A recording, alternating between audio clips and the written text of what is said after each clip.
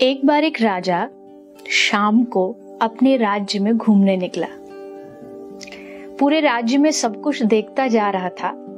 तभी उसने देखा कि सड़क किनारे माटी में एक फकीर बैठा है और मिट्टी को हाथ में लेकर के एक बालक की भांति बच्चे की तरह उस माटी से खेल रहा है। राजा ने देखा और राजा के मन में आया कि शायद ये फकीर के पास रहने के लिए घर, खाने के लिए भोजन, पहनने के लिए कपड़ों की कमी है, तो क्यों ना एक राजा होने के नाते मैं इसकी थोड़ी मदद करूं। पर वो ये नहीं जानता था कि फकीरों की, संतों की मस्ती अलग होती है।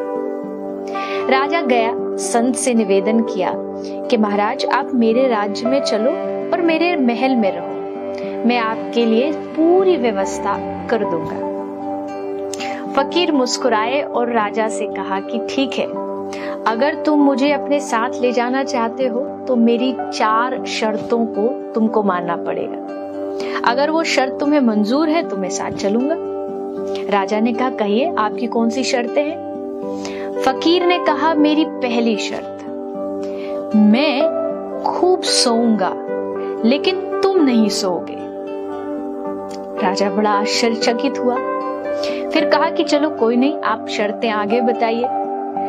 फकीर ने कहा मेरी दूसरी शर्त है कि मैं खूब खाऊंगा पर तुम नहीं खाओगे।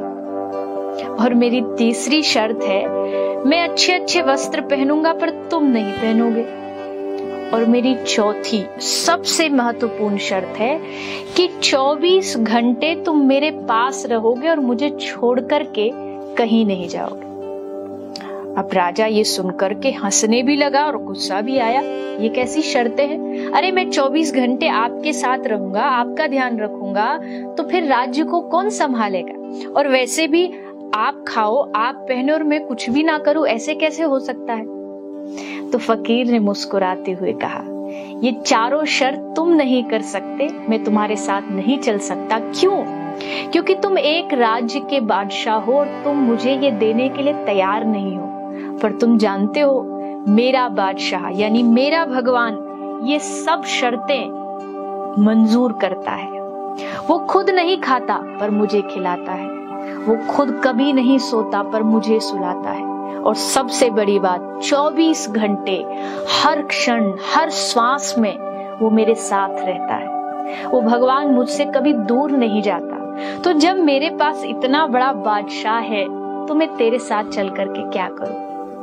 राजा शर्मिंदा हो गया। सचमुच यकीन मानिए इस दुनिया में अगर सबसे बड़ा कोई बादशाह और आपका सबसे बड़ा कोई हितैषी है तो वो एकमात्र आपके भगवान है। हर रोज सुबह उठ करके उन्हें धन्यवाद दीजिए कि वो आपको खिलाते हैं, सुलाते हैं, आपके साथ हर क्षण रहते हैं, और एहसास करते रहिए कि भगवान हमेशा आपके साथ मौजूद है।